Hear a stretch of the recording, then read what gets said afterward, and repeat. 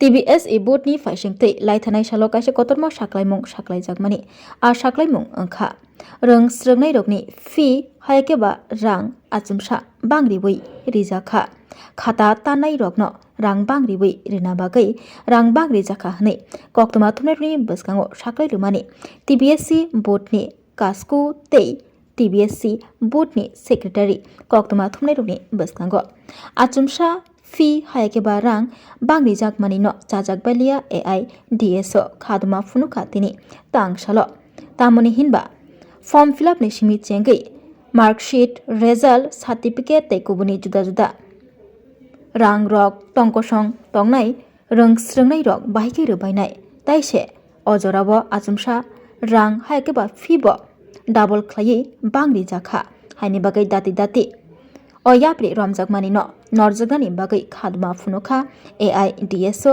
tangsalo bwskangsalo norjake hingke kotor khlai rongsrwngnai rokno logyotei khadma funuknani kokbo saka khadma funuk payei paithago deputation yafalaikha TBSE board ni tangphangno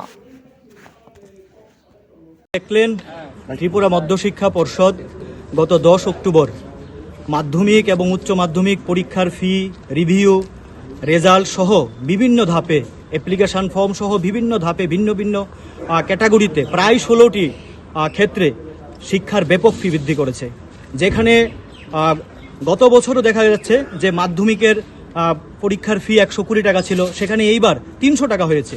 উচ্চ মাধ্যমিক 150 টাকা ছিল, এইবার তা বেড়ে 400 টাকা হয়েছে এবং প্র্যাকটিক্যাল সর্বমোট ছিল 75 টাকা। এইবার প্রত্যেকটা সাবজেক্টে 75 টাকা করে দিতে হবে এবং এই যে মার্কশিট মাইগ্রেশন রেজিস্ট্রেশন 250 টাকা, সেলফ রিভিউ 250 থেকে 500 হয়ে গেল।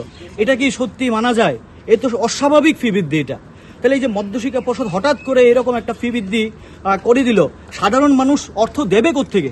যাদের ঘরের সাধারণ পরিবার, যাদের ছেলে মেয়েরা কিভাবে পড়াশোনা করবে, যারা মানুষের বাড়িতে কাজকর্ম করে লেবারের কাজকর্ম করে, তাদের সন্তানরা কিভাবে পড়াশোনা করবে? আজকে সরকারি শিক্ষার ব্যবস্থার মান তো একেবারে এমনিতেই দুর্বল হয়ে যাচ্ছে। প্রায় সেই পত্রিকা দেখা যাচ্ছে যে ছাত্রছাত্রীরা শিক্ষকের কারণে আজকে রাস্তায় আসতে বাধ্য হচ্ছে। তাদের দাবি যে আমাদের স্কুলে শিক্ষক চাই। আজকে পরিকাঠামোর অভাব।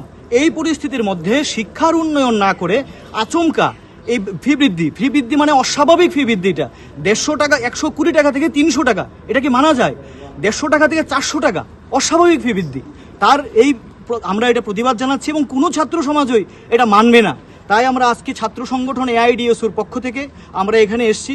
মাননীয় পর্ষদ সভাপতির নিকট আমরা আজকে 3 দফা দাবিতে একটি মেমোরেন্ডাম সাবমিট করব। এই হচ্ছে আমাদের মেমোরেন্ডামের কপি। আমরা প্রথম দাবি হচ্ছে যে অতি দ্রুত এই শিক্ষার 16টি খাতে যে বর্ধিত ফি নেওয়া হয়েছে, এটা অতি দ্রুত এটাকে প্রত্যাহার করতে হবে। এবং দ্বিতীয় দাবি হচ্ছে রাজ্যের সরকারি শিক্ষার মান উন্নয়নে পর্ষদকে উপযুক্ত পদক্ষেপ গ্রহণ করতে হবে এবং সকল ছাত্রছাত্রীদের শিক্ষার ভবিষ্যৎ সুনিশ্চিত করতে হবে। এই দাবিতে আমরা এখানে এসেছি। আমরা মাননীয় পর্ষদ সভাপতির নিকট আমরা যাব, দেখি উনি কি বলেন এবং আশা করি আজকে আপনাদের মাধ্যমে আমরা জানাতে চাই রাজ্যের সমস্ত ছাত্রছাত্রী এবং শিক্ষা অনুরাগী অভিভাবক সকলের কাছে যে সরকারি শিক্ষার মান নষ্ট হয়ে যাচ্ছে।